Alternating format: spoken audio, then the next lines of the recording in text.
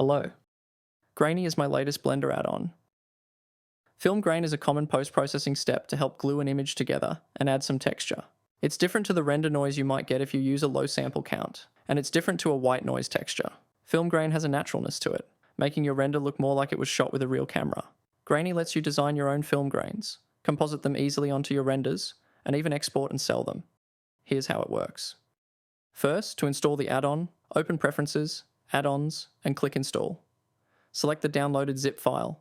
Once installed, activate the add-on and save your preferences. You can find the Grainy tab in the compositor. Press the N key to open the side panel.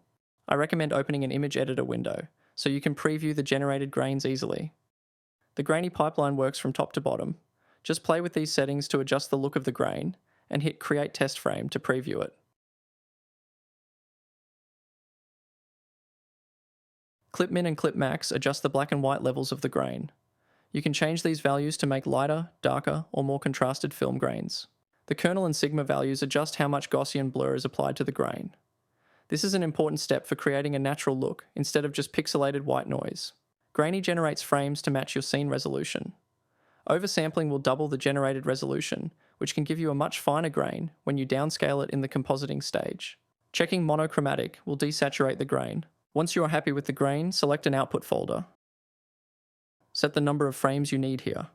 You can also type your frame rate, times the number of seconds, and Blender will calculate the correct number of frames for you. If you just want a single frame for a still render, leave this setting on 1. Now click Export, and Grainy will begin rendering the grain animation. The console will open so you can see how many frames are left to render. This process is pretty fast, but using a high kernel value or oversampling will make it take longer. Once it's done exporting, just click Composite Grain. Grainy will automatically import your rendered image sequence as a group node into the compositor.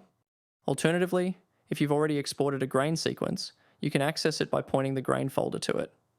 Then you can skip the export step and just click Composite Grain. If you want to peek under the hood at any time, select the group node and hit Tab. Hit Tab again to go back to the compositor. Plug your render into the image socket and connect the output. We have a few more controls for dialing in the look. The mix value adjusts how strong the grain is. The grain scale lets you adjust how large the grain is. If you oversampled, you can bring this value to 0.5 for a nice fine grain. The superimpose value will blend the render back onto the grain. This can help make the image pop a bit more.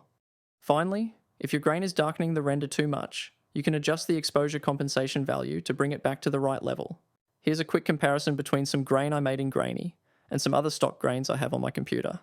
As I mentioned before, because Grainy is generating these frames using math, there's no image license restrictions on the generated grains.